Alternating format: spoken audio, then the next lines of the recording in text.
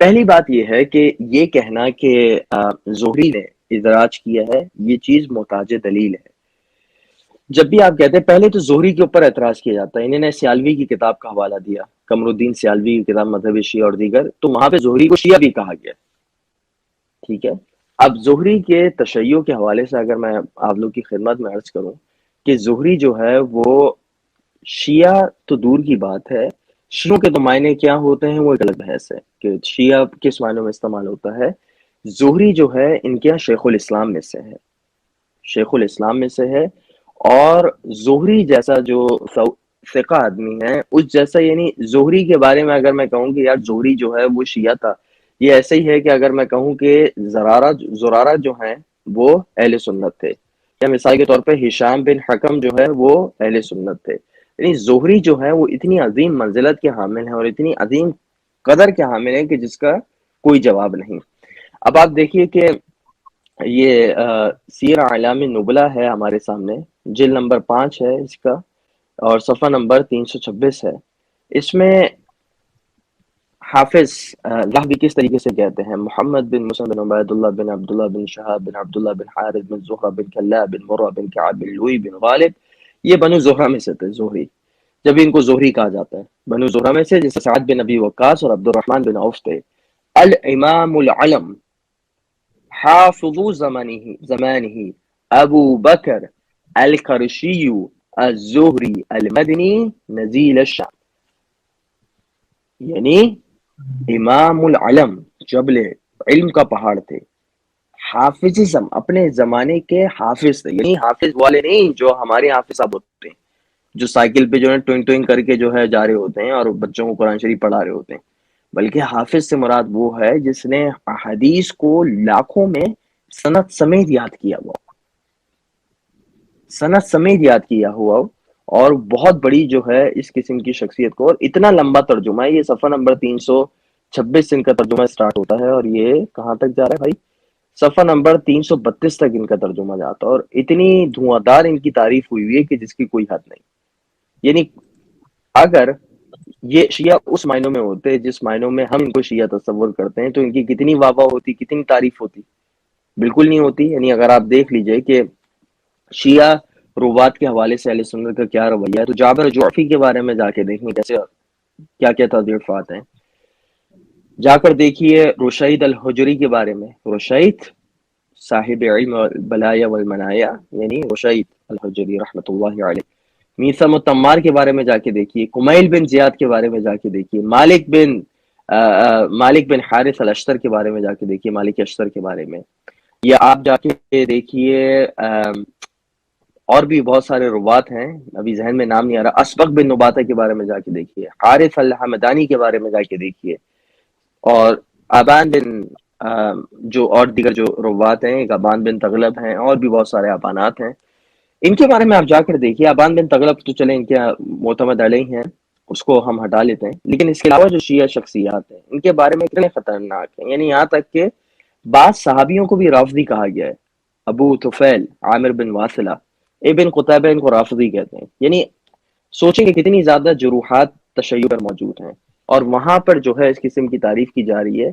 اور اس کے علاوہ یہاں پر سعد بن ابراہیم بن عبد الرحمن بن عوف کے جو پوتے ہیں سعد بن ابراہیم، یہ تاریخ کبیر ہے بخاری کی، اس میں کہتے ہیں: ما ارى احدا بعد رسول اللہ صلی اللہ علیہ وسلم جمع ما جمع ابن شہاب، جتنی ابن شہاب الزہری نے روایتوں کو جمع کیا ہے اور روایتوں کو دیکھا ہے، اس سے زیادہ میں نے کسی کو نہیں دیکھا جس نے روایتوں کو جمع کیا ہو۔ عمر بن دینار 126 میں ان کی وفات ہوتی ہے۔ طبقات الکبریٰ ہے ابن سعد کی، کہتے ہیں: ما رأیت احدا ابصر بحدیث من الزہری، میں نے زہری سے زیادہ حدیث کو پرکھنے والا اور سمجھنے والا کسی کو نہیں دیکھا۔ اسی طریقے سے عمر بن عبدالعزیز ان کے خلیفہ راشد، وہ کہتے ہیں: علیکم بابن شہاب، کہ تمہارے لیے ابن شہاب زہری اس کو لازم پکڑو۔ کیوں؟ کیونکہ وہ سنت کو جاننے والا ہے، سب سے زیادہ سنت کو جاننے والا ہے جو ماقبل گزر چکی ہے۔ اس طریقے سے کتنے ہی سارے کلمات ہیں، اور میں تاریخ سیر اعلام کا میں نے حوالہ جو ہے میں نے خود دیکھا، اور ابھی میرے پاس جو ہے ہمارے ایک پیارے بھائی نے ہمیں ایک ڈاکومنٹ بھیجا تھا، اس میں انہوں نے زہری کی کتنی ساری توثیقات کو ایک جگہ یکجا کیا ہوا ہے. وہ کسی کو چاہیے ہو تو ہم اپنے بھائی سے بولیں گے یار اس کو پیش کر دیں اور اس کو جو ہے وہ لوگوں تک پہنچا دیجئے.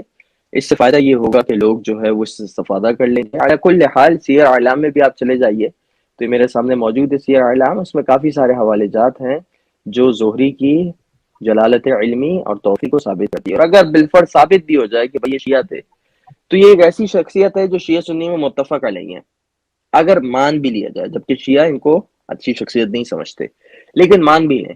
جیسے کون ہے؟ سعید بن جبیر ہے. سعید بن جبیر شیعہ سنی دونوں ان کی تعریف کرتے ہیں، ان کو اچھا سمجھتے ہیں. ابان بن تغلب ہو گئے، شیعہ سنی دونوں ان کی تعریف کرتے ہیں، ان کی توفیقات کرتے ہیں. ابن عباس ہو گئے، عبداللہ بن عباس مشہور شیعہ نظریے کے تحت معتمد علیہ و ممدوح شخصیت ہیں، اہل سنت بھی ان کو عزت کی نگاہوں سے دیکھتے ہیں. ابو ذر ہو گئے، سلمان ہو گئے، یہ تمام کی تمام کامن پرسنالٹیز ہیں شیعہ سنی میں. جس طریقے سے بریلوی دیوبندی اہل حدیث میں کچھ کامن پرسنالٹیز ہیں، تو اگر ایک اس کی تعریف کر لے اس سے یہ مراد نہیں کہ دوسرے کے نزدیک وہ غلط ہونی چاہیے. اینے ممکن ہے کہ بھائی ایک تعریف کرے دوسرے کے نزدیک بھی وہ موفق علیہ موفق یا معتمد علیہ ہو سکتی ہیں. یہ ہو گیا ہمارے ابن شہاب الزہری کی تشیع کے حوالے سے. ادراج کی بحث پر آتے ہیں. ادراج کی بحث میں دیکھیں بھائی، میں آپ کو بہت لمبی بحث کر سکتا ہوں لیکن میں ایک چھوٹی سی آپ کو بحث کرتا ہوں، اور میں ایک علمی بات اب آپ کے سامنے کرنے جا رہا ہوں. اور وہ بات یہ ہے کہ میں 4 کتب کا میں نے جائزہ لیا ہے جو ادراج پر لکھی گئی ہیں. ادراج محتاج دلیل ہے. ادراج صرف یہ نہیں ہو جائے گا کہ میں ایک ہوا میں دعویٰ کروں اور ادراج ثابت ہو جائے. ادراج دلیل کا محتاج ہے، ورنہ جو مومن بالکل جو ہے وہ مبتدی ہیں ان معاملات میں، ادراج کا معنی ایک واضح کریں. ادراج کے معنی یہ ہوتے ہیں کہ روایت میں جب روایت کی جائے، جیسے قول رسول اللہ، معذرت، قول رسول اللہ صلی اللہ علیہ وآلہ وسلم، اس کے تحت جب میں قول نقل کروں تو اس میں راوی اپنا کلام بھی ملا لے. اصل روایت میں تو راوی کا جو کلام ملا ہوا ہوگا جو رسول کی روایت یا صحابی کی روایت کے سے مختلف ہوگا یا اس سے بالکل منفصل ہوگا، اس کو کہا جاتا ہے ادراج. یعنی میں بہت لوزلی بتا رہا ہوں ورنہ دقیق اس کی ڈیفینیشن یا تعریف اس کی مختلف ہے. ادراج جو ہے وہ راوی کا کلام ہوتا ہے جو بیچ میں وہ لے آتا ہے اصل کلام کے ساتھ. ٹھیک ہے، ادراج حجت نہیں ہوتا. کیوں؟ کیونکہ بعد میں آنے والوں کی طرف سے ہوتا ہے عمومی طور پہ، ورنہ خصوصی طور پہ کیا یہ چیز صحیح ہے یا نہیں ہے، یہ ایک لمبی بحث. میں نہیں چاہ رہا کہ اصل میں صرف ادراج پر اگر بحث کی جائے تو تقریباً 3-4 گھنٹے اس پر لگ سکتے ہیں. اور جب میں 3-4 گھنٹے بولتا ہوں تو اب آپ لوگ کو سمجھ لینا چاہیے کہ وہ 3-4 گھنٹے میں ایگزیجریشن یا مبالغہ نہیں کہہ رہا، واقعتاً اتنا وقت لگ سکتا ہے. ایک دلیل دیتا ہوں ادراج کے عدم ادراج پر. میرے سامنے 3 یا 4 کتابیں موجود ہیں، 4 کتابیں موجود ہیں ادراج پر. پہلی کتاب ہے خطیب بغدادی کی جو انہوں نے ادراج پر لکھی ہے. ابن حجر کی ہے تقریب المنہج. سیوطی کی ہے تسہیل المدرج، انہوں نے ایک کتاب لکھی ہے. اور تسہیل المدرج انہوں نے کتاب لکھی ہے. اور ایک اور علامہ غماری کی بھی ایک کتاب ہے جو خاص ادراج پر ہے. آپ ان 4 کتابوں میں چلے جائیں اور عائشہ کی روایت کو نکال لیں. عائشہ کی روایت، کیونکہ عائشہ سے روایت منقول ہے، عائشہ کی روایت کو نکال لیجئے آپ. عائشہ کی روایت میں انہوں نے کہیں بھی ابن شہاب کی اس روایت کا ذکر نہیں کیا کہ یہاں پر ادراج موجود ہے، کیونکہ ادراج پر جو لکھی گئی کتابیں ہیں اس میں جہاں پر بھی ادراج واقع ہوا ہے روایتوں میں تو اس کا بیان موجود ہے کہ فلانی روایت میں ادھر ہے، فلانی روایت میں ادھر ہے. لیکن خاص اس روایت کے بارے میں کہا گیا ہے کہ کوئی ادراج موجود نہیں. اگر ہوتا تو ضرور بے ضرور اس کا تذکرہ کرتے. دوسری دلیل، اور اپنے میں بات کو تمام کروں گا انشاءاللہ، پھر کبھی ہوا تو ادراج پہ تفصیلی بحث کریں گے. وہ دوسری دلیل یہ ہے کہ ہمارے پاس ابو ہریرہ کی ایک روایت ہے جو سنن ترمذی میں موجود ہے، اور یہ روایت جو ہے وہ اس طریقے سے ہے، میں آپ لوگ کے سامنے پیش کرتا ہوں. روایت کے نشان آپ لوگ اپنے پاس سیو کر لیجئے. حدیث کا نشان ہے 1609. حدثنا بذلك علي بن عيسى حدثنا عبد الوهاب بن عطاء حدثنا محمد بن عمر عن أبي سلمة عن أبي هريرة أن فاطمة جاءت أبا بكر. ابو ہریرہ سے روایت ہے، سند بھی پڑھ لی، کہیں بھی آپ کو ابن شہاب الزہری نہیں دکھے گا.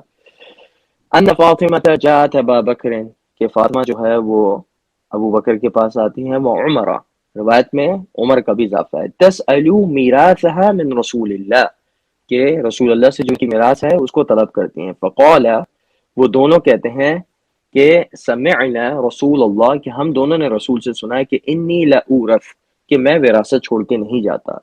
تو یہاں پر جملہ اب آپ ملاحظہ فرمائے گا، قالت، جناب زہرا کہتی ہیں واللہ، خدا کی قسم، لا اکلمکما، میں تم دونوں سے بالکل بات نہیں کروں گی، ابداً، کبھی بھی، فماتت ولا تکلمہما، کہ آپ وفات پاتی ہیں، شہید ہوتی ہیں اس حالت میں کہ آپ ان دونوں سے کبھی کلام نہیں کرتے.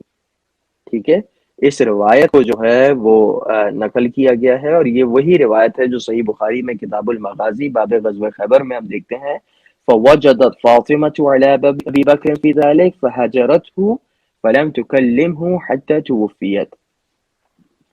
ٹھیک ہے، بالکل وہی روایت ہے جو ابو ہریرہ سے منقول ہے. چنانچہ اس ابو ہریرہ کی روایت میں بھی آپ دیکھ سکتے ہیں کہ کہیں بھی ابن شہاب الزہری نہیں، اور کہیں بھی جو ہے وہ راوی نہیں، لیکن وہاں پر بھی اپنی ناراضگی کا اظہار کیا گیا ہے.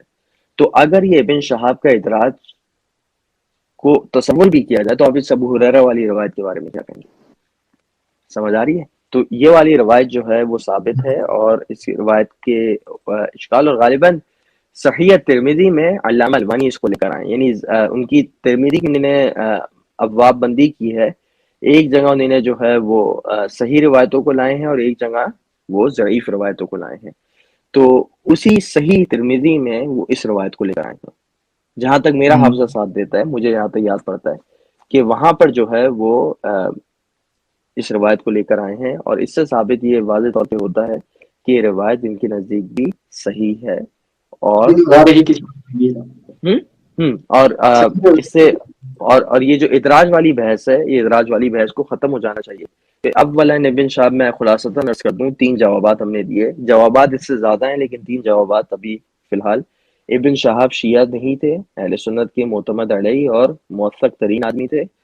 دوسری بات یہ ہے ابن شہاب الزہری کی، کہ ابن شہاب الزہری والی جو روایت ہے اگر وہ مدرج ہوتی، اس کے الفاظ مدرج ہوتے کچھ، تو ضرور بے ضرور جو ادراج پر لکھی گئی کتابیں ہیں اس میں اس کا مینشن ہوتا. ابن حجر کے ہم نے کہا، حافظ سیوطی کی کہا، خطیب البغدادی کا کہا، اور غماری نے بھی ایک کتاب لکھی ہے ادراج پر.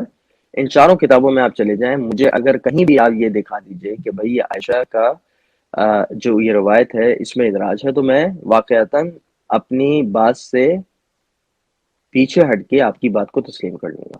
ٹھیک ہے، اور آخری دلیل ہم نے یہ دی کہ ابو ہریرہ سے بھی روایت منقول ہے جس میں جناب زہرا کے عدم تکلم کا بیان ہے، عدم کلام کا بیان ہے. اس میں بھی واضح طور پہ آپ دیکھ سکتے ہیں کہ اس میں بھی ابو بکر سے اور عمر سے ناراضگی کا اظہار ہے، اور وہ روایت ابن شہاب الزہری کے طریق سے نہیں آتی ہے. تو یہ جو جملہ اعتراضات تھے، ہم نے کوشش کری کہ ہم نے ان اشکالات کے جوابات دیں، اور انشاءاللہ ہمارا اب یہ ہماری طرف سے گزارشات ختم ہوتی ہیں. اور آپ کے ذہن میں اگر کوئی اور بات ہو تو آپ نقل کر لیں. ہاں، جاتے جاتے میں ایک حوالہ دے دوں، اور یہ حوالہ ہمارے بہت پیارے بھائی عبداللہ بھائی نے بھیجا تھا، اور میں کریڈٹ دیتا ہوں جہاں پر ان کا کریڈٹ ڈیو ہو. کہ اور یہ بات ایسی ہے جو میں نے خود اپنے جو پہلے مناظرہ تھے اس میں تیاری میں اس کو لایا تھا، لیکن اس میں ان کا یوز کر رہا ہوں. یہ ہمارے سامنے کون سی کتاب ہے؟ فتح الباری ہے، جلد نمبر 6 ہے، صفحہ نمبر 202 ہے، کتاب الخمس ہے.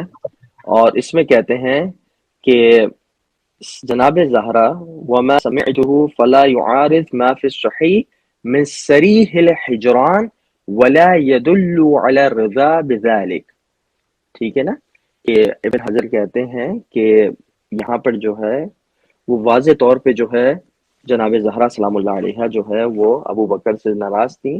سری یعنی ہجران یعنی قطع تعلقی، اور اس چیز سے جو ہے ان کی رضا ثابت نہیں ہوتی ہے. باقی ابن ابی حدید المعتزلی نے بھی جلد نمبر 6 صفحہ نمبر 50 پہ لکھے وصحیح عندی انها ماتت وهي واجدة على ابی بکر وعمر.